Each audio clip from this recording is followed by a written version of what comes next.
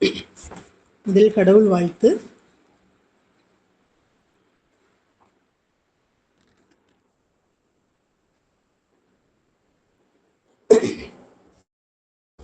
இத்தா பிறை சூடி பெருமானே அருளாளா, எத்தான் மறவாதே நினைக்கின்றேன் மனத்துன்னை, வைத்தாய் பெண்பால் வெண்ணை நல்லூர் அருள் துறையுள், அத்தா உனக்காளாய் எனலாமே. உனாய் உயிரானாய் உடல் ஆனாய் உலகான், வானாய் நிலனானாய் கடலானாய் மலையானாய், தேனார் பெண்ணை தென்பால் வெண்ணை நல்லூர் அருள் துறையுள், ஆனாய் உனக்காளாய் இனி அல்லேன் எனலாமே. அனைவருக்கும் இனிய மாலை வணக்கம்.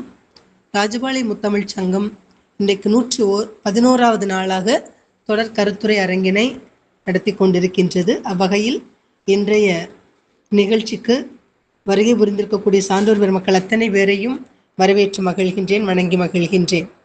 இன்றைக்கு சிறப்புரை ஆற்றுவதற்காகவும் தலைமை தாங்கி நிகழ்ச்சியை சிறப்பித்து தருவதற்காகவும் லிங்கன் ஐயா அவர்களும் மற்றும் முனைவர் இவாஞ்சலின் மனோகரன் ஐயா அவர்களும் இணைந்திருக்கின்றார்கள். லிங்கன் ஐயா அவர்கள் கோத்தகிரியில் 14 ஆண்டுகள் உடற்பயிற்சி துறை ஆசிரியராக பணியாற்றி பின்னர் முதுகலை தமிழ் ஆசிரியராக பணியாற்றியும் ஓய்வு பெற்றவர். ஒரு 3 ஆண்டுகளுக்கு முன்னர் தான் ஓய்வு பெற்றிருக்கின்றார்.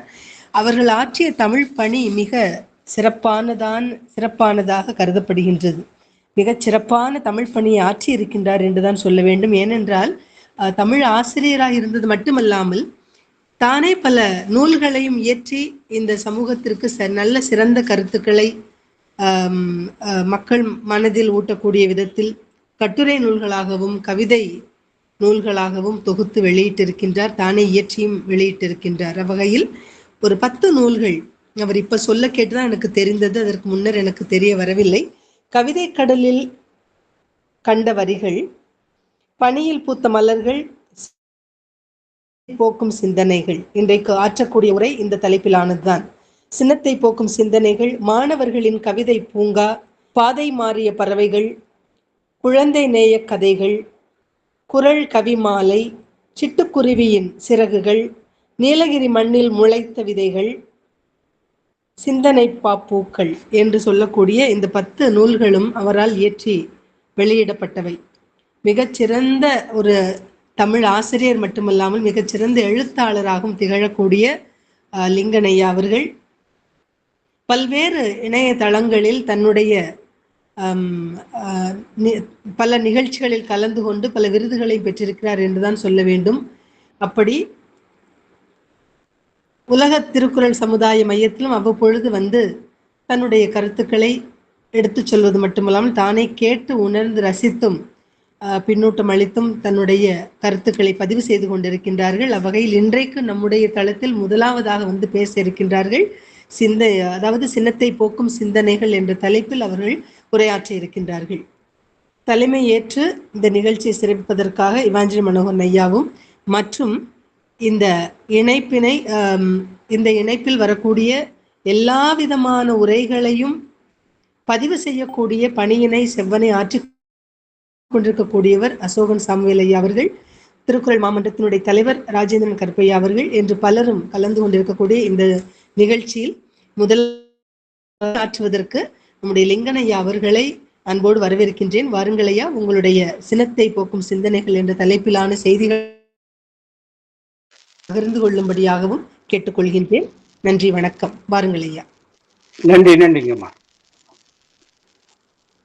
ராஜபாளையம் முத்தமிழ் மன்றம் நிர்வாக பெருமக்களுக்கும் திருக்குறள் வணக்கத்தை தெரிவித்துக் கொள்கிறேன். தோன்றி புகழோடு தோன்றுக அஃதிலார் தோன்றலின் தோன்றாமை நன்று என்று ஐயன் வள்ளுவரை வணங்கி, தித்திக்கும் தெள்ளமுதாய் தெள்ளமுதின் மேலான முத்திக்கனியே என் முத்தமிழே, காலம் பிறக்கும் முன் பிறந்தது தமிழே, எந்த காலமும் நிலையாய் இருப்பது தமிழே. அன்னை தமிழே, அறிவுலக விதை நெல்லை, முத்தமிழின் செம்பகமே, மூடியில்லா தேன்குடமே, உன்னை வணங்குகிறேன். எண்ணி முடிதல் வேண்டும், நல்லவே எண்ணல் வேண்டும், திண்ணிய நெஞ்சம் வேண்டும், தெளிந்த நல்ல அறிவு வேண்டும் என்ற பாரதியாரின் பாடலுக்கு இணங்க, எண்ணம் அழகானால் எல்லாமே அழகாகும். ஒவ்வொருவரும் தினமும் ஒரு சிந்தனையை படித்தால் போதும், எண்ணங்கள் தூய்மையாகும் என்பது பல அறிஞர்கள் திரும்ப திரும்ப கூறும் கருத்தாகும். இதைத்தான் நமது ராஜபாளையம் முத்தமிழ்ச் சங்கம் தொடர் கருத்துரை அரங்கம் ஆய்வரங்கம் தொடர் எண் 112 இன்று எனக்கு சிறப்புரை ஆற்றிட வாய்ப்பை நல்கி ராஜபாளையம் முத்தமிழ்ச் சங்கம் தலைவர் மற்றும் நிர்வாக ஆளுமைகளுக்கும் எனது முதற்கண் வணக்கத்தை தெரிவித்துக் கொள்கிறேன். தலைமை உரை, பின்னூட்டம் மற்றும் நன்றி உரை கூற இருக்கும் என் தமிழ் சான்றோர்களுக்கு திருக்குறள் வணக்கத்தை தெரிவித்துக் கொள்கிறேன். இந்த தளத்தில் என்னை அறிமுகம் செய்த எனது மகள், எனது மாணவி அனுஷா அவர்களுக்கு என்னுடைய வணக்கத்தையும் தெரிவித்துக் கொள்கிறேன்.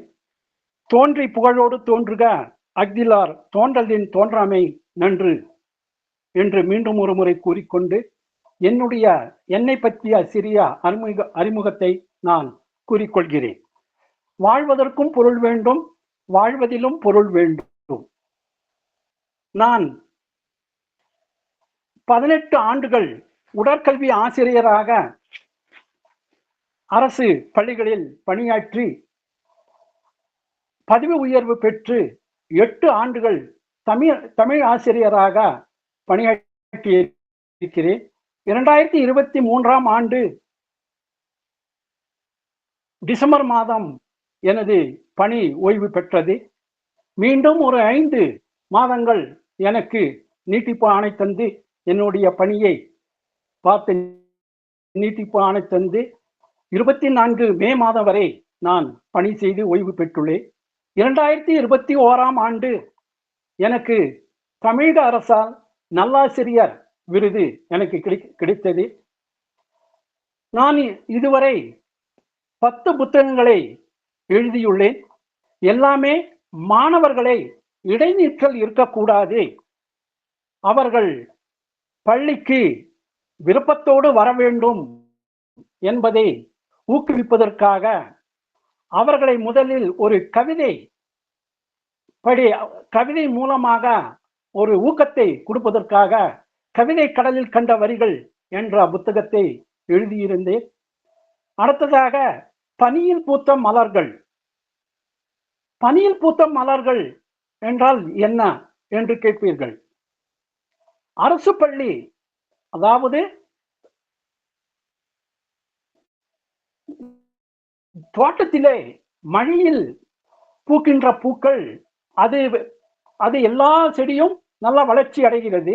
ஆனால் பனியில் மட்டும் பூக்கும் பூக்கள் நம்முடைய அரசு பள்ளி மாணவர்கள் தான் என்று அவர்களை எவ்வாறெல்லாம் படிக்க வைக்க வேண்டும், எவ்வாறெல்லாம் பள்ளிக்கு அழைத்து வர வேண்டும் என்பதை அவர்களுக்கு ஒரு தலைப்பை கொடுத்து, பனியில் பூத்த மலர்கள் நம்முடைய அரசு பள்ளி மாணவர்கள் தான் என்று அதை ஒரு புத்தகமாக வெளியிட்டேன்.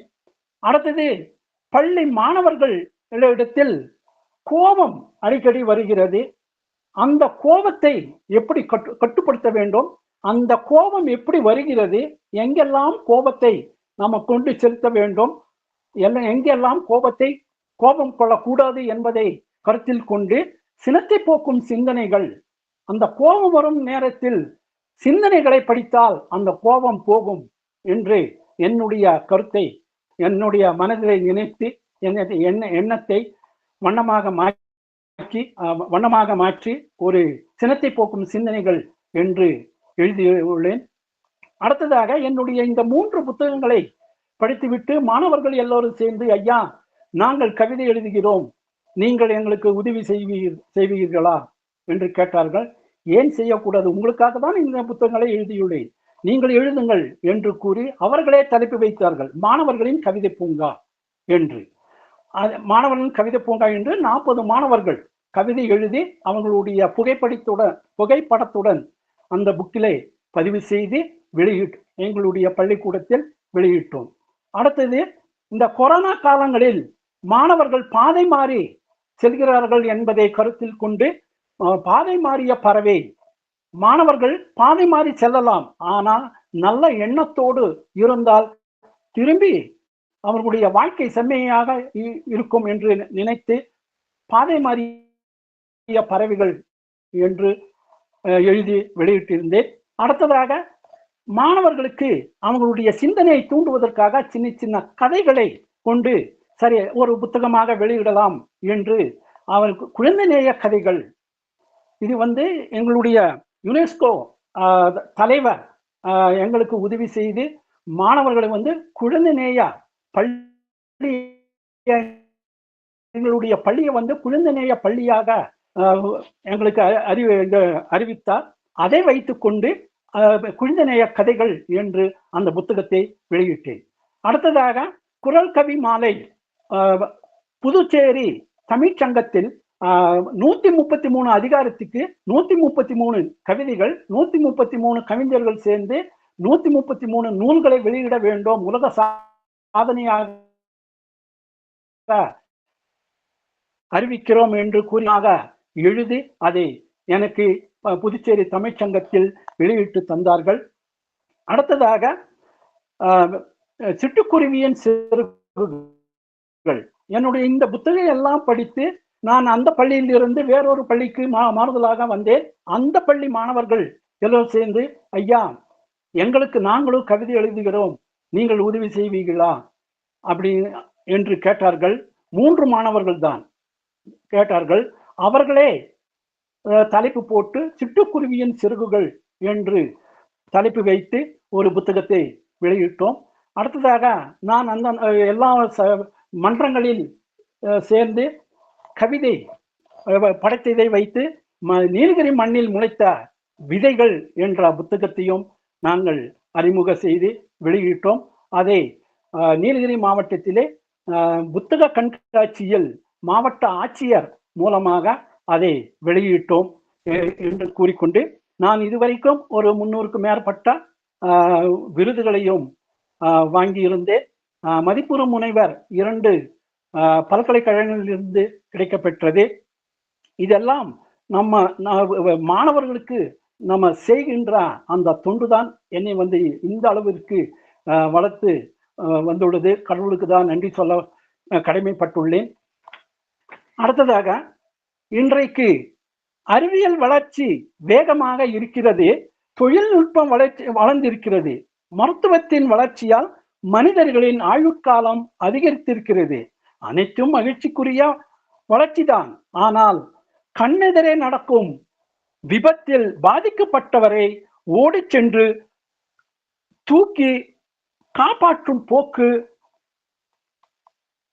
குறைந்து அதனை கைபேசியில் படம் பிடிப்பதற்கு முன்னுரிமை கொடுக்கும் நிலைதான் அதிகரித்து வருகிறது. ஆர்வத்துடன் உழைத்தல், வெற்றிக்காக நியாயமான முறையில் போராடுதல், ஈடுபாட்டுடன் ஒரு பணியினை அணுகுதல் போன்ற விடயங்களில் இன்றைக்கு ஒரு தேக்க நிலை காண்கின்றோம்.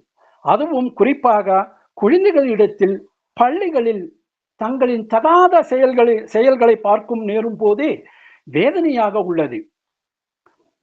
காரணம், கைபேசியை அதிகமாக பயன்படுத்துவதுதான் காரணம். அதனால் சினம், அதாவது கோபம் அதிகமாக காணப்படுவதை பற்றி சில கருத்துக்களை இங்கு சினத்தை போக்கும் சிந்தனை என்ற தலைப்பில் கூற இருக்கிறேன். நாம் வெளியில் செல்லும் போது, ஒவ்வொருத்தரையும் சந்திக்கும் போது நாம் என்ன கேட்கிறோம்னா, உன்னுடைய மகன், உன்னுடைய மகள் என்ன படிக்கிறார்கள் என்றுதான் கேட்போம். பணம் எவ்வளவு இருக்குது, சொத்து எவ்வளவு இருக்குது என்று கேட்பதில்லை. அதனால்தான் கல்வி ஏழைகளுக்கு செல்வம், செல்வர்களுக்கு அணிகலன், வீட்டிற்கு விளக்கு, நாட்டிற்கு நன்மை, பெண்களுக்கு பாதுகாப்பு. இவ்வளவு சிறந்த கல்வி என்ற காரணத்தினால்தான் படிக்காமல் இருப்பதை விட பிறக்காமல் இருப்பதே மேல் என்றார் பேரறிஞர் பிளேட்டோ. அறியாமை என்பது வெட்கப்பட வேண்டியது ஒன்று. அதனை அறிந்து கொள்ள விருப்பமில்லாமல் என்பது அதைவிட வெட்கக்கேடு என்றார் பெஞ்சமின் பிராங்க்லின். அடுத்தது, உலகத்தையே மாற்றக்கூடிய ஆயுதம் ஒன்று உண்டு என்றால் அந்த ஆயுதத்தின் பெயர் கல்வி என்றார் நெல்சன் மண்டேலோ. இதை நம்முடைய பிள்ளைகளுக்கு நாம் கண்டிப்பா சொல்லிக் கொடுத்தாக வேண்டும். அதனால் அந்த சினத்தினுடைய குறைகள், அந்த சினம் தவிர்க்கின்ற அந்த சினம் வருகின்ற அந்த போக்கு குறைகிறது. அன்பு பெரியோர்களே, உங்கள் பிள்ளைகளுக்கு சொல்லிக் கொடுக்க வேண்டும். என்ன என்று? நல்ல புத்தகங்களை படிக்க வேண்டும். மதிப்பெண் தாண்டி புத்தகங்களை படிக்க வேண்டும். பேனாவின் கூர்மையும் நூலின் கூர்மையும் நாட்டை காக்கும் என்று குழந்தைகளுக்கு சொல்லிக் கொடுக்க வேண்டும். அணுகுண்டு ஒரு முறைதான் வெடிக்கும், புத்தகம் திறக்கும் போதெல்லாம் வெடிக்கும் என்று சொல்லிக் கொடுக்க வேண்டும். படிக்காமல் இருப்பதற்கு காரணம் என்னவென்றால் கோபம்தான் காரணம். அந்த சினம் அவர்களிடத்தில் காணப்பட்டால் படிப்பு வராது. அதனால்தான் கோபத்தை கட்டுப்படுத்தினால் படிப்பு தானாக வரும். விட்டு கொடுத்தவர் கெட்டு போனதில்லை, கெட்டு போனவர்கள் விட்டு கொடுத்ததில்லை என்று குழந்தைகளுக்கு சொல்லிக் கொடுத்து சினத்தை தவிர்க்க கற்றுக் கொடுக்க வேண்டும். அன்பு குழந்தைகளே, வாழ்க்கையில் வெற்றி பெற வேண்டும் என்றால் நேரத்தை வீணாக்க கூடாது. நேரத்தை வீணாக்கும் போது கடிகாரத்தை பார், ஓடுவது முள் அல்ல உனது வாழ்க்கை என்று சொல்லிக்கொண்டே இருக்க வேண்டும். இன்றைக்கு அவர்களுக்கு, குழந்தைகளுக்கு ஒரு ஊக்கத்தை அடிக்கடி நம்ம கொடுத்து கொண்டே இருக்க வேண்டும். இன்னைக்கு சாப்பாடு ரொம்ப நல்லா இருக்கு, நீ இந்த துணியிலே அழகாக இருக்க, இந்த வேலை சிறப்பாக செஞ்சிருக்க, இந்த மாதிரியான சின்ன சின்ன பாராட்டு வார்த்தைகள் ஒருவரின் நாள் முழுவதையும் மாற்றிவிடும். ஒரு நல்ல வார்த்தைக்கு பணம் தேவையில்லை, ஆனால் அது தரும் மதிப்பு கோடிகளுக்கு சமம். ஒருவரின் உழைப்பை நாம் அங்கீகரிக்கும் அந்த நிமிடம் அவர்களின் மனசு சொல்லாத நன்றி உணர்ச்சியால் நிரம்பும். அந்த அங்கீகாரம் தான் அவர்களுக்கு இன்னும் உயர ஏற துணிச்சல் தரும். மனோதத்துவ ரீதியாக பார்க்கும்போது பாராட்டு என்பது மனித மனதின் மிகப்பெரிய சக்தி. அது நம்பிக்கையை உருவாக்கும், அது தன்னம்பிக்கையை வளர்க்கும், அது உறவுகளை ஆழ்படுத்தும். வார்த்தை என்பது வெறும் மொழி அல்ல, அது ஒரு ஆற்றல். அது காயப்படுத்தவும் முடியும், அதே வார்த்தை குணப்படுத்தவும் முடியும். அதனால் பேசும் முன் ஒரு நிமிடம் யோசிக்க வேண்டும். நம் வாயில் இருந்து வரும் சொல் ஒருவரை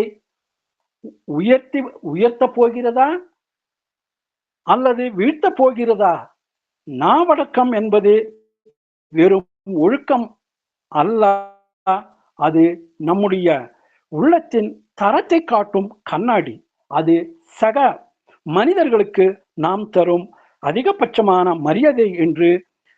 நல்ல வார்த்தைகளை சொல்லுங்கள், அது அவர்களின் குழந்தைகளின் நாளை மட்டுமல்ல, உங்களுடைய மனிதத்துவத்தையும் உயர்த்தும். ஈன்ற பொழுதின் பிரித்துவம் தன் மகனை சான்றோர் என கேட்ட தாய், தன் மகனை அறிவுடைய சான்றோன் என மற்றவர்கள் கூற கேட்ட தாய், அவனை பெற்றெடுத்த பொழுதை விட பெரிதும் மனம் மகிழ்வாள் என்று ஒவ்வொரு போட்டியிலும் செயல்பாடுகளிலும் வெற்றி பெறும் குழந்தைகளுக்கு இதை கூறிக்கொண்டே இருக்க வேண்டும். அப்பொழுதுதான் சிந்தனை செய்வான், பொறுமையாக இருப்பான், நாம் சொல்லுவதை செவிமடித்து கேட்பான். யார் ஒருவன் பெற்றோர் சொல்வதையோ பெரியோர்கள் சொல்வதையோ கேட்கிறான் என்றால் அவனிடத்தில் சினம் வராது, பொறுமையாக இருப்பான். அது மட்டுமல்ல, சினத்தை பற்றி அவனுக்கு கூற வேண்டும். அதனால்தான் இந்த தலைப்பை தேர்ந்தெடுத்தேன். ஒவ்வொரு சினத்தை ஒவ்வொருவரும் சினத்தை பற்றி அறிந்திருக்க வேண்டியது ஒன்று. இப்பொழுது தலைப்பிற்குள் செல்வோம். வறுமையை கண்டு பயந்து விடாதே, திறமை இருக்குது மறந்து விடாதே என்று குழந்தைகளுக்கு சொல்லிக்கொண்டே இருக்க வேண்டும். வாங்க நாம் சினத்தை பற்றி பார்ப்போம்.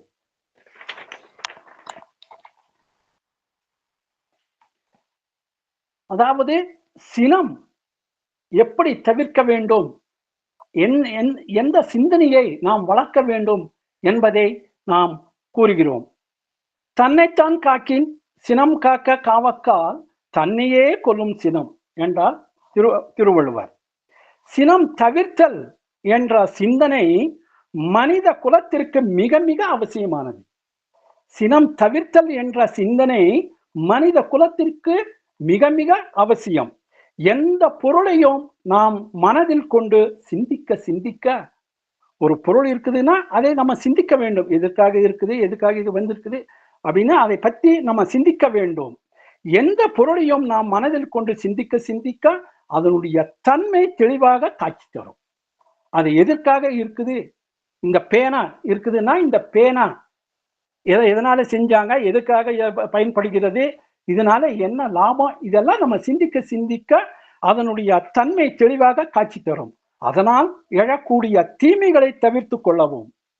அதனால தீமை என்ன இருக்குது அப்படிங்கிறதையும் நம்ம தெரிந்திருக்க வேண்டும். அதை எந்த முறையில் நலம் தரும் செயலாக மாற்றிக்கொள்ளலாம் என்ற வழிமுறைகளை வகுக்கவும் அந்த சிந்தனை தான் நமக்கு துணை புரியும். எனவே இது ஒரு நல்ல சிந்தனை. அதாவது சினமானது எவ்வளவு கொடியது என்பதை நாம் குழந்தைகளுக்கும் சொல்ல வேண்டும். இதை ஒவ்வொருவருக்கும் ஒவ்வொரு விதத்தில் அனுபவமாக கிடைத்திருக்கும். இந்த கோபம் சினங்கிறது ஒவ்வொருத்தருக்கும் ஒவ்வொரு அனுபவத்துல நமக்கு கிடைக்குது. சினம் எழுந்தால் அது பிறர் உள்ளத்தையும் புண்படுத்தும். சினம் எழுந்தால் அது உள்ளத்தையும் புண்படுத்தும் என்று குழந்தைகளுக்கு நாம் சொல்லிக் கொடுக்க வேண்டும். தன் உடலையும் தன் மனதையும் கேடுற செய்கிறது. நம்ம உடல் ஆனாலும் சரி, மனம் ஆனாலும் சரி, அதை கேடுற செய்கிறது என்று சொல்லிக் கொடுக்க வேண்டும். தற்காலத்திலும் துன்பம் உண்டாக்கிய பின்னரும் துன்பத்தை நீடிக்க செய்யும் ஓர் உணர்ச்சி வயப்பட்ட பகை உணர்வு சினமாகும். உதாரணத்திற்கு எங்களுடைய பள்ளியிலே ஒரு மாணவர் மீது நான் ஒரு சினம் கொண்டேன். என்னவென்றால் அவன் தேர்வில், அரையாண்டு தேர்விலே மற்ற மாணவர்களை விட குறைவான ஒரு 2-3 மதிப்பெண்கள் குறைவாக பெற்றிருந்தான். அவனுடைய பல்லே ஒரு கூர்மையாக முன்னாடி வந்தது போல் தெரிந்தது. நான் யதார்த்தமாக என்ன சொல்லிவிட்டேன், உன்னை பல்லை பாரு, உங்க அம்மாவுக்கு சொல்றேரு, நீ ஏன் இப்ப மார்க் வாங்கல பாரு, எல்லாம் விட நீ நல்லா காலாண்டில எல்லாம் நல்லா அதிகமா மதிப்பெண் பெற்றாய், இப்பொழுது ஏன் பெறவில்லை என்றுதான் கூறினேன். அந்த பல்லை பாரு என்று சொன்னதிலிருந்து அந்த மாணவன் இது நாள் வரை என்னுடைய முன்னால் நிற்பதில்லை. ஆனால் நான் கோபப்பட்டு சொன்னதில்லை. ஆனா அந்த சொன்னதை, அந்த கோபம் அவன் மாணவனுடைய ஆழ் மனதில் பதிந்து விட்டது.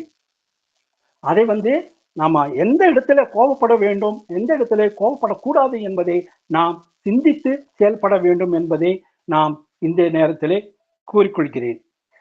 அதே போல நெருங்கிய நண்பர்களிடத்தில், சுற்றத்தார்களிடத்திலும் நம்மோடு அன்பு கொண்டு நமது நலத்துக்காகவே வாழ்ந்து கொண்டு இருப்பவர்கள் இடத்திலேதான் அடிக்கடி சினம் வருவதை பார்க்கிறோம். தீமை செய்தவர்க்கு நல்லதை செய்ய வேண்டும் என்ற பண்பாடு உடைய இந்த மனித சமுதாயத்தின் உயர்விலே நல்லது செய்பவர்களுக்கு தீமை அளிக்கின்றது எண்ணம் வேகம், உணர்ச்சி வேகம். சினம் என்றால் அதை கட்டாயம் தவிர்த்தாக வேண்டும். அருகுணங்கள் வரிசையிலே சினம் 2ஆம் இடத்தை வைக்கிறது. அதாவது பேராசை, சினம், கடும்பற்று, முறையற்ற பால் கவர்ச்சி, உயர்வு தாழ்வு மனப்பான்மை, வஞ்சம். இதுல சினம் என்கிறது 2ஆம் இடத்துல வகிக்கிறது. இந்த சினத்தையோ ஒழித்தே ஆக வேண்டும். இந்த சினங்கிறது யார் இடத்துல இருக்கக்கூடாது, அதை ஒழித்தே ஆக வேண்டும். சினம் ஒழிய மனம் அடையும் நிலைதான் பொறுமை. சினம் அடைய நிலைதான் மனம் அடையும் நிலைதான் பொறுமை. தற்சோதனையில் மேன்மேலும் உயர்வடைந்து குணநலம் பேற்றை நோக்கி வெற்றி நடை போடும் நடக்கும் இந்த பொறை உடைமை மிகவும் அவசியமாகும். பொறை உடைமை இன்றி குணநலம் பேற்றில் உயர்வடைய முடியாது. இந்த பொறை உடைமை திருவள்ளுவர் சொன்ன அந்த அதிகாரம் எல்லாத்துக்கும் மிக மிக முக்கியமானது. எந்த சூழ்நிலையிலும் ஒருவனை சினம் அணுகவில்லையானால், எந்த சூழ்நிலையிலும் சினம் அணுகவில்லை என்றால் அவன் ஞானம் பெற்று விட்டான் என்று கொள்ளுங்கள். அவன்கிட்ட சினமே இல்லாம இருந்தால் அவன் ஞானி, அவனே ஞானி என்று கொள்ளுங்கள். சினம் அரும் இடத்தில்தான் அருள் தோன்றும். அருள் துறைக்கும் அதாவது ஆன்மீகத்திற்கும் சினமானது ஓர் நேர் எதிர் நிலை. அதனால்தான் சினம் மாண்டு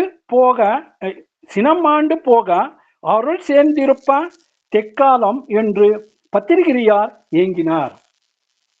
கோபம் ஒவ்வொருவருக்கும் வருகிறது, எல்லாத்துக்கும் கோபம் வருகிறது. நம்ம யாரும் கோபப்படாம இருக்க மாட்டோம். அதை ஒழித்து விட வேண்டும் என்று பெரும்பாலோர் விரும்புகிறார்கள், கூறுகிறார்கள். ஆனால் உலக சமுதாயத்தில் இதுவரை சினத்தை ஒழிக்க நடைமுறையில் வெற்றி அடையத்தக்கதொரு பயிற்சி திட்டத்தை யாரும் வகுக்கவில்லை. இந்த சினத்தை எப்படி கட்டுப்படுத்த வேண்டும் என்ற ஒரு திட்டத்தை இதுவரைக்கும் யாருமே வகுக்கப்படவில்லை. சினத்தை பற்றியே ஓர் ஆராய்ச்சி நடத்தியாக வேண்டும். சினம் என்றால் என்ன, அது எழும் காரணம் என்ன என்று ஆராய்ந்தாக வேண்டும். இதை நம் மாணவர்களுக்கும் சொல்லிக் கொடுக்க வேண்டும். இதனுடைய வரையறை பற்றி பார்க்கும்போது உயரின் எழுச்சி நிலைதான் ஆசை. இந்த கோபம் எதனால வருகிறது? ஆசையே அழிவுக்கு காரணம். அந்த ஆசை எங்கெல்லாம் அதிகமாக காணப்படுகிறதோ அதுலதான் இந்த கோபம் சினம் வருகிறது. அந்த ஆசைக்கு தடை வரும்போது, நம்ம ஒரு பொருளை வாங்குறோம், குழந்தை ஒரு பொருளை கேட்பாங்க, நம்ம வாங்கி கொடுக்க மாட்டோம். அதுலதான் அந்த குழந்தைகள் கோபம் அடைகிறாங்க. ஏன்னா அந்த ஆசை தடைப்படும் போதுதான் அந்த கோபம் வருகிறது. அந்த தடையை வென்றுவிட வேண்டும் என்று உயிருக்கு பிறக்கிறது. எப்படியாவது அதை வாங்கியே ஆகணும் அப்படின்னு ஒரு மனநிலை வருகிறது. ஆசையின் அளவு எழுச்சியானது தடையின் அளவு தேங்கி வழிந்து தடைக்கு மேலும் எழும்போது அந்த அளவின் உயிரின் எழுச்சி தான் சினமாக மாறுகிறது. அப்படி எழுந்த உயிரே சினம் என்கிறார்கள் சான்றோர்கள். இன்னும் தெளிவாக சொன்னால், விரைந்தோங்கி எழுந்த உயிராற்றல் செலவாகும் போது செலவாகி உயிரே சினம் என பெயரிட்டு அழைக்கிறோம். மரத்தால், அதாவது ஒரு உதாரணம் சொல்லலாம், மரத்தால் செய்யப்பட்ட பொம்மையை வைத்துக் கொண்டு மரத்தை நோக்கினால் அது பொம்மை இல்லை. அதாவது மரத்தால் செய்யப்பட்ட பொம்மையை வைத்துக்கொண்டு மரத்தை நோக்கினால் அது பொம்மை இல்லை. பொம்மையில் வடிவத்தை நோக்கினால் அது மரம் இல்லை. அந்த மரத்தை நம்ம பொம்மையாக பார்க்கும்போது அது மரம் இல்லை. மரம் பொம்மை இரண்டையும் நோக்கினால் மரபொம்மை ஆகிறது. இது போலவே கோபம் இருக்கும் பொழுது அறிவென்பது ஆராய்ச்சி நிலையில் இல்லை. கோபம் இருக்கும்போது அறிவென்பது ஆராய்ச்சி நிலையில் இல்லை. அறிவால் ஆராய்ந்து புகுந்தால் கோபம் என்பது இல்லை. அறிவால் ஆராய நினைத்து புகுந்தால், ஆராய்ச்சிக்குள்ள போனால் அது கோபம் இல்லை. கூர்ந்து நோக்கினால்தான் கோபமாக இருக்கிறது என்பது புலனாகிறது. அதாவது ஒரு உதாரணம், ஆசையினால் கோபம் வரும். ஆசை அதிகமாகும் போதுதான் நம்ம இடத்துல கோபம் வரும், அதாவது சினம் வரும். ஒரு உதாரணம் சொல்கிறேன். காலத்தோடு அலுவலக சென்றாக வேண்டும், அதற்கு 9 மணி ரயிலை பிடிக்க வேண்டும், 8:30 மணிக்கெல்லாம் சாப்பாட்டை உட்கார வேண்டும். இத்தேவையை ஒட்டி தேவைப்படும் தேவையில் நிர்பந்தித்தினால் எழும் ஆசை. இது நம்ம ஒரு அலுவலகத்துக்கு செல்றோம், அது நிர்பந்தத்தினால ஒரு ஆசை வருகிறது. ஆனால் 8:15 வரை உலையில் அரிசி வைக்கவில்லை என்றால் யார் மீது கோபம் வருது? மனைவி மீதுதான் கோபம் வருகிறது. அதே போல மகன் படித்து தேர்ச்சி பெற வேண்டும் என்பது இன்னொருவரின் ஆசை.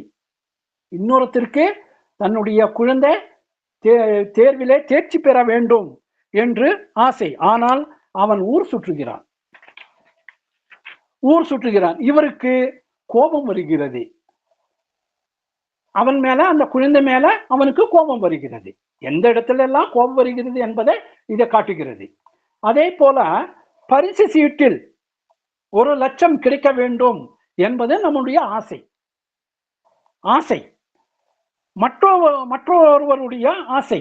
ஆனால் ஒரு எண் பிசகுகிறது, ஒரு எண்ணு வரல. ஆனால் யார் மேல் கோபம் வருகிறது? பாவம், செய்தித்தாளை பிடித்து கிழித்து விடுகிறான். ஏன்னா அந்த செய்தித்தாளில் தானே அந்த எண் வருது, அந்த பரிசு இதெல்லாம் வருகிறது. அதனால அந்த செய்தித்தாள் மீதுதான் அவனுக்கு கோபம் வருகிறது. அதே போல ஒரு எறும்பை எடுத்துக்கொள்வோம்.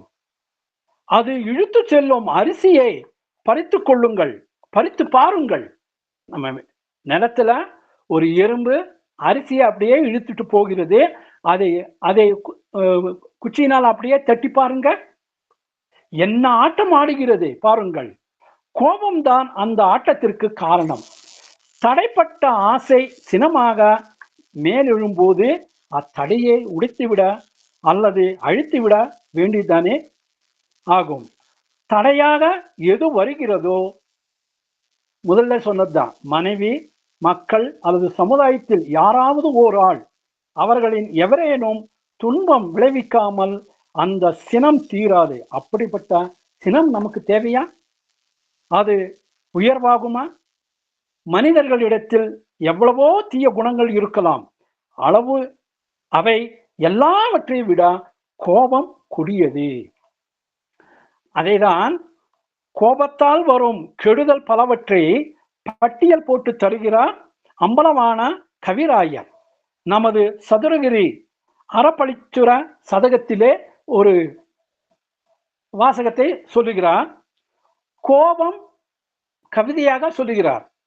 கோபமே பாவங்களுக்கெல்லாம் தாய் தந்தை, கோபமே குடிக்கெடுக்கும், கோபமே ஒன்றையும் கூடி வர ஒட்டாது, கோபமே ஒன்றையும் கூடி வர ஒட்டாது, கோபமே துயர் கெடுக்கும், கோபமே பொல்லாது, கோபமே சீர்கேடு, கோபமே உறவறுக்கும், நம்ம உறவுகளை அறுக்கின்றது, கோபமே பழி சொல்லும், கோபமே பகையாளி, கோபமே கருணை போக்கும், கோபமே ஈனமாம், கோபமே எவரையும் கூடாமல் ஒருவனாக்கும், கோபமே யாரையும் ஒன்று சேர்க்காது, தனி மனிதனாக்குகிறது. அதே போல கோபம் மரணத்தையும் விளைவிக்கும் என்கிறாரே. எப்படி? உணர்ச்சி நிலையில் மனம் நிற்கும் போது அறிவின் இயக்கம் ஒரு ஆராய்ச்சி பண்ணியிருக்காங்க. அந்த கோபம் எப்படி வருகிறது, எப்படி அதிகமாகிறது அப்படின்னு. நம்முடைய உடல்நிலை, உடம்பிலே உணர்ச்சி நிலையானது மனம் நிற்கும் போது அறிவின் இயக்கம் வினாடிக்கு 14 முறை சுற்றுகிறது, 14 முறை சுற்றி மேல் செல்கிறது. அது போக 25 அடுத்தது 30 சுற்று என்று உயர்கிறது. அந்த சுழற்சி வேகம் அதிகரிக்க அதிகரிக்க உயிருக்கு செலவாகிறது, உயிரினுடைய ஆற்றல் செலவாகிறது. செலவு அதிகம்தானே. இன்னும் சுழற்சி வேகம் அதிகரித்து வினாடிக்கு 40 சுற்று என்ற அளவினை நெருங்கினால் உயிராற்றலின் வெளியேற்றம் அளவையும் வெளியேற்ற வேகத்தையும் உடலால் தாங்க முடியாமல் போகும். உயிரின் அபரிதமான வெளியேற்றத்தினால் உடலை நடத்த வேண்டிய அளவுக்கு குறைவாக உயிர் ஆற்றலின் அளவு செறிவும் குறைந்து போகவே மரணம் சம்பவிக்கிறது. ஆனால் அடிக்கடி அதிகமாக கோபப்பட்டு வந்தால் அறிவின் இயக்கம் வேகம் அதிகரிக்கிறது. அதனால்தான் கோபம் வருகிறது. அதிகரித்து உயிராற்றல் செலவாகி பலவீனம் அடைந்து நீண்ட நாள் இருக்க வேண்டியவர்கள் சொற்ப நாளிலே போய்விட வேண்டிதான் வரும். அதனால்தான் கோபம் ஒரு தற்கொலை என்று கூட சொல்கிறார்கள். எப்படி? சினம் கொள்ளுதல் தற்கொலைக்கு ஒப்பாகும் சொல்றாங்க. அது அப்படி என்றால் மிகையாகாது. ஏனென்றால் சினம் கொள்ளும் பழக்கமாகவே மாறி போகும். முதலில் ஒரு காரணத்தை வைத்துக்கொண்டு சினம் வந்தால் பிறகு பழக்கத்தினால் விளைவாக காரணம் இல்லாமல் கூட சினம் வரும். நம்மிடத்துல ஒவ்வொருத்தருக்கு ஒரு பழக்கம், யார் எது சொன்னாலும் கோபப்படுவாங்க. ஆனா அந்த கோபப்பட்டு அதே பழக்கம் ஆயிட்டாக்க எந்த இடத்துலயும் எந்த ஒரு காரணம் இல்லாம அந்த கோபம் வருகிறது. சினம் தணிந்த பின்னர் சினத்தின் விளைவை எண்ணி வருந்தினாலும் பிறகு அந்த சினம் வரும்போது அதனின்று தப்ப முடியாது. கோபம் வந்து பொருள் எல்லாத்த உடைச்சி நாசம் பண்ணிட்டாக்க கூட அதன் பிறகு என்ன பிரயோஜனம் இருக்குது? பிரயோஜனம் இல்லை. சினம் என்னும் சேர்ந்தாரை கொல்லி இனம் என்னும் ஏமா புனைய சுடும் என்றார் வள்ளுவர். சினத்தை பற்றிய வள்ளுவர் சொன்ன குறள்கள். சினத்தை பொருள் என்று கொண்டவன் கேடு நிலத்துரைத்தான் கைப்பிழியாதற்று என்றார் வள்ளுவர். எனவே பிறர் மீது கொள்ளும் கோபமும் தன் மீதே எழும் கோபமாகி கவலையிலும் ஒருவரிடம் காணப்படுமானால் அவர் ஆன்மீகத்தின் பக்கம் அடி எடுத்து வைக்கவே முடியாது. கோபம் எந்த அளவுக்கு வருகிறதோ நாம் ஆன்மீகத்தின் மீது நாம் அடி எடுத்து வைக்க முடியாது. அதனால்தான் மறத்தல் வெகுளியே யார் மாட்டும் தீய பிறத்தல் அதனால் வரும். நகையும் உவகையும் கொல்லும் சினத்தின் பகையும் உளவோ பிற என்று கூறுகிறார்கள். இந்த சினம் வரும்போது யாரை பத்தியும் நம்ம கவலை இல்லை. இப்ப சமீபத்துல எங்களுடைய ஊர்ல ஒரு பையன் கைபேசியே பேசியிருந்தா அவங்களுடைய தாய் அந்த கைபேசியை வாங்கி சென்று வீட்டில் வச்சுட்டு போய்விட்டான், வெளியில் சென்று விட்டான்.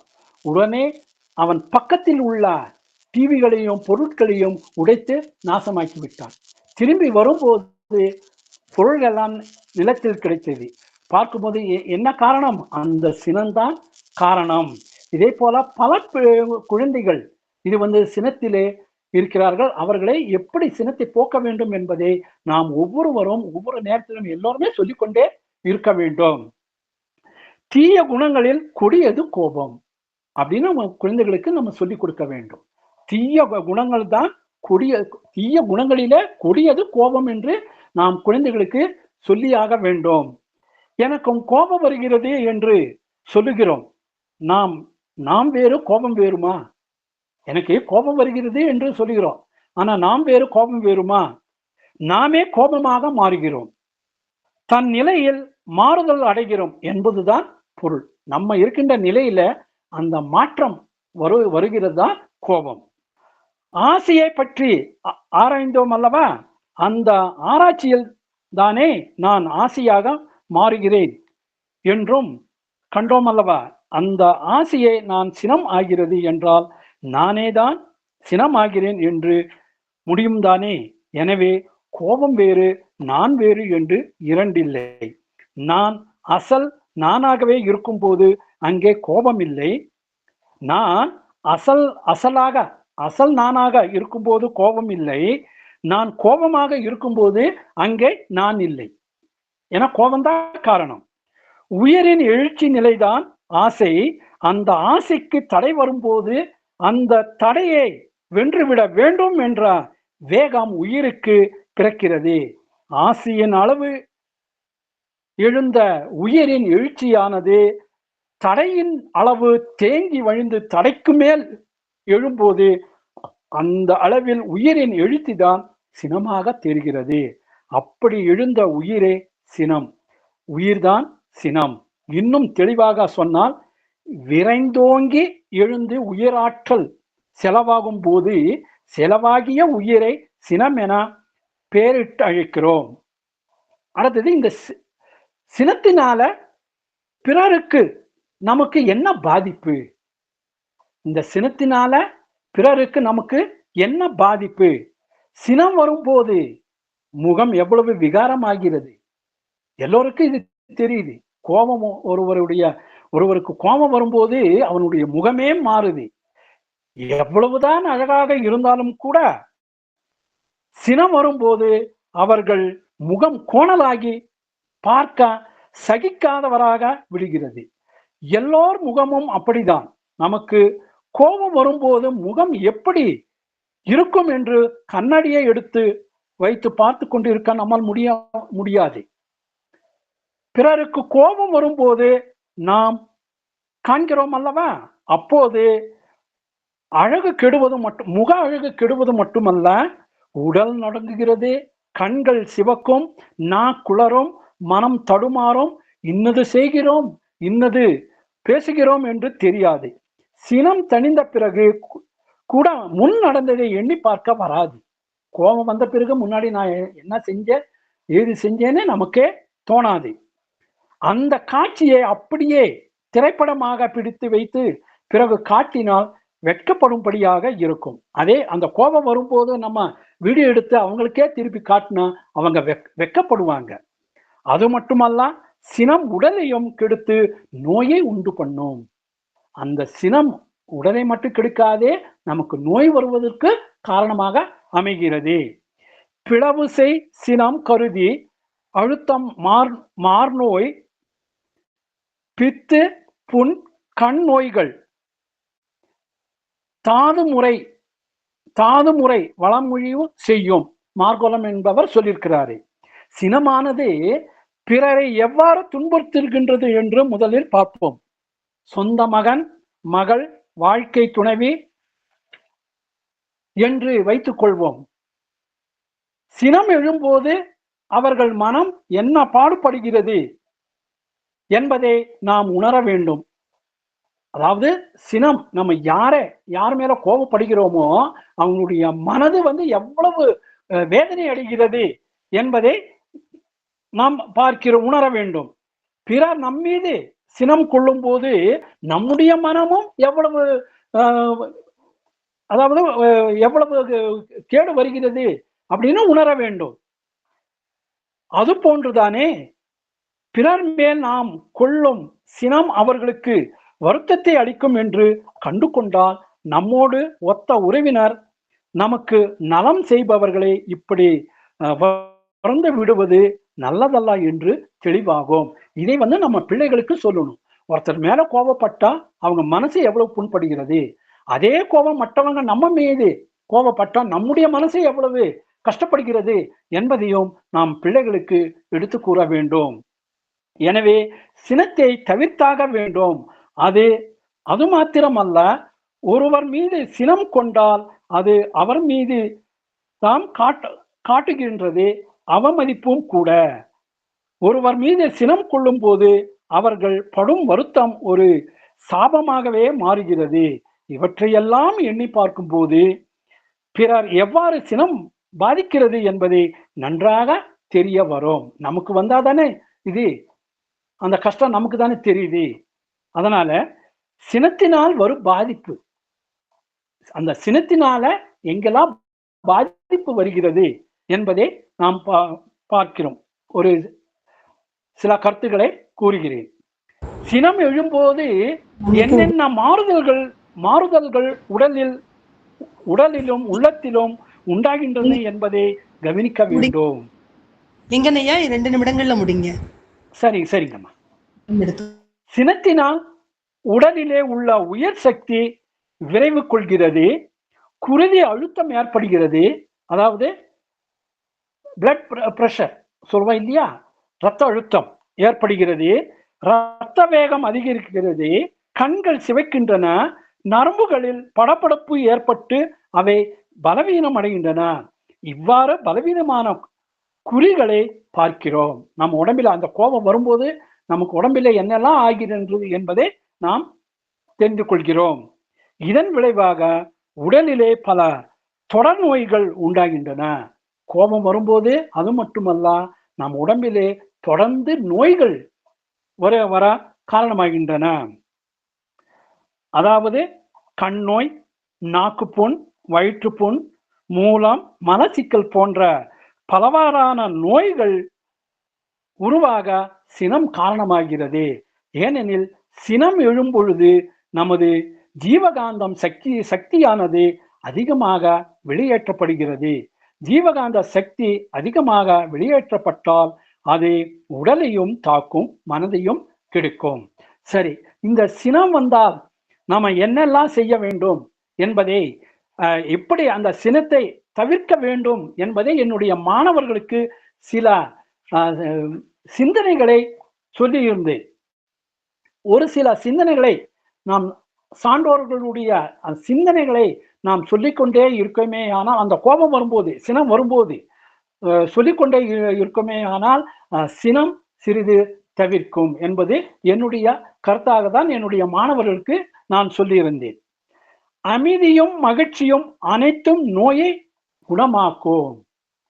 அமைதியாக, சினம் இல்லாம அமைதியாகவும் மகிழ்ச்சியாகவும் இருக்கும்போது அனைத்து நோயும் குணமாக்கும் என்ற சிந்தனையை அவர்களுக்கு சொல்லிக் கொடுக்க வேண்டும். சிந்தனைக்கு ஏற்பதான் நமது உடலில் உள்ள சுரப்பிகளின் வேலை நடைபெறுகிறது. நாம் நல்ல சிந்தனைகள் செய்தால் நல்ல செயல்பாடுகள் வருகிறது. அந்த சுரப்பிகள், நல்ல சுரப்பிகள் சுரக்கிறது, அதனால் நல்ல செயல்பாடுகள் வருகிறது என்பதை குழந்தைகளுக்கு சொல்லிக் கொடுக்க வேண்டும். எப்போது விழிப்போடும் சிந்தனையோடும் ஆற்றும் செயல்களினால் தீமைகள் தடுக்கப்படுகின்றன. நம்ம எப்பொழுது விழிப்போடும் சிந்தனையோடும் ஆற்றும் செயல்களில் தீமைகள் தடுக்கப்படுகின்றன என்பதையும் கூற வேண்டும். எண்ணத்தின் ஆற்றல் வீணாவதில்லை, அதற்கான பயன் ஒரு நாள் விளைந்ததே தீரும். எண்ணத்தின் ஆற்றல் வீணாவதில்லை, அதற்கான பயன் ஒரு நாள் விளைந்தே தீரும் என்ற இந்த சிந்தனைகளை நாம் மாணவர்களுக்கு, நிறைய சிந்தனைகள் எல்லாம் இருக்கு, காலம் குறைவாக இருந்ததனால்தான் இதை பற்றி அதிகமாக நாம் சொல்லி முடிக்க முடியவில்லை. உங்களுக்கு தெரிந்த, நமக்கு தெரிந்த சிந்தனைகளை நம்முடைய குழந்தைகளுக்கும் மற்றவங்களுக்கு கூட வேண்டாம், நமக்கு கோபம் வரும்போது இந்த சிந்தனைகளை ஒரு 5 நிமிடம் உட்கார்ந்து நாம் படித்தோமே ஆனால் நம்மிடத்தில் சினம் வராது என்பதை இந்த நேரத்தில் கூறிக்கொண்டு, எனக்கு ஒரு சிறந்த சினத்தை பற்றி ஒரு சிறந்த ஒரு வாய்ப்பை எங்களுக்கு கொடுத்து என்னை இதை பேச வைத்த அனைத்து சான்றோர்களுக்கும், ராஜபாளையம் முத்தமிழ் சங்க ஆண்டோர்களுக்கும் என்னுடைய நன்றி கலந்த வணக்கத்தையும் கூறிக்கொண்டு, என்னுடைய இந்த வாய்ப்பை எனக்கு கொடுத்த அனுஷா அம்மாவுக்கு மீண்டும் ஒரு முறை நன்றியை கூறிக்கொள்கிறேன். அடுத்ததாக இதுவரை இணையத்தில் கேட்டு மகிழ்ந்து என்னுடைய பேச்சை கேட்ட அனைத்து பெரியோர்களுக்கும் மீண்டும் ஒரு முறை என்னுடைய நன்றியை கூறிக்கொண்டு, கொண்டு செல்ல ஒன்றுமில்லை, விட்டு செல்வோம் நல்ல எண்ணங்களையும் நல்ல அன்பையும் என்று கூறிக்கொண்டு இடம் சாருகிறேன். நன்றி, வணக்கம். நன்றி ஐயா. உள்ளியதெல்லாம் உடல் எய்தும் உள்ளத்தால் உள்ளான் வெகுளி எனின். நாம உள்ளத்தில் வெகுளி என்ற அந்த சினத்தை நாம் விட்டுவிட்டோம் என்று சொன்னால் நாம் நினைத்தவற்றையெல்லாம் எய்தலாம் என்று திருவள்ளுவ பெருந்தகை கோரிய அந்த கூற்றுக்கேற்றவாறு சினத்தை போக்குகின்ற சிந்தனைகளாக அவர் இயற்றிய நூலிலிருந்து பல்வேறு கருத்துக்களை இவ்விடத்தில் பகிர்ந்து கொண்டார்கள். பாரதியார் சொல்லுவார், ரௌத்ரம் பழகு என்று சொல்லுவார், அறச்சீற்றம் என்பதையும் நாம் கேள்வியுற்றிருக்கின்றோம். அவ்வை பாட்டியும் ஆறுவது சினம் என்று சொல்லியிருக்கின்றார். சில நேரங்கள்ல சினம் தேவைதான், சில நேரங்கள்ல அந்த சினம் எந்த அறச்சீற்றத்தை அறத்திற்காக நாம் சீரலாம். அந்த நேரத்தில் எது சரியானது எது தவறானது என்று சுட்டி காட்டுவதற்காக சீற்றம் அந்த இடத்துல தேவை. அது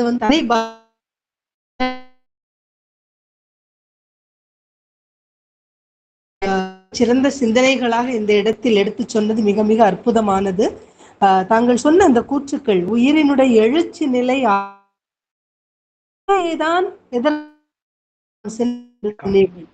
அது மட்டுமல்லாமல் கோபம்தான் பாபங்களுக்கு தலையாயது, குடியை கெடுக்கக்கூடியது, கூடி வாழ ஒட்டாதது, உயர் கொடுக்கக்கூடியது, பொல்லாதது, சீர்கேட்டை தரக்கூடியது, உறவறுக்கக்கூடியது, பகையாளியாக ஒவ்வொருவரையும் பகைவர்களாக ஆக்கக்கூடியது, கருணையை முழுவதுமாக இல்லாமல் செய்து விடுவது, ஒன்று சேர்க்கவே சேர்க்காது, நண்பர்களையும் உறவினர்களையும் ஒன்று சேர்க்காத ஒரு குணம் எது என்றால் இந்த சினம்தான். அதனால் சினம் கொள்ளுதல் கூடாது என்பதையும், நாம் சினம் கொள்வதை காட்டிலும் மற்றவர்களுக்கும் நம்முடைய பிள்ளைகளுக்கும் மாணவர்களுக்கும் எடுத்துச் சொல்தல் மிக அவசியம் என்றெல்லாம் தான் பின்பற்றியவற்றை, பள்ளியிலும் தன்னை சுற்றிலும் இருக்கக்கூடிய மக்களிடம் தான் பின்பற்றியவற்றை, தான் பெரியோர்கள் சொன்னதும் சான்றோர்கள் கூறிய கூற்றுக்களையும் தான் நுகர்ந்தவற்றையும் தான் அனுபவித்தவற்றையும் மிக அற்புதமாக இந்த தளத்தில் எடுத்து உணர்த்தினார்கள் ஐயா அவர்கள். ஐயா அவர்களுக்கு ராஜபாளை முத்தமிழ் சங்கம் வாழ்த்துக்களையும் பாராட்டுக்களையும் தெரிவிக்கின்றது. மீண்டும் ஒரு முறை தாங்கள் இந்த தளத்தில் பேசுவதற்கு வாய்ப்பளிக்கின்றோம். தாங்கள் எப்பொழுது வேண்டுமானாலும் மிக மிக மகிழ்ச்சி. நன்றிங்கய்யா.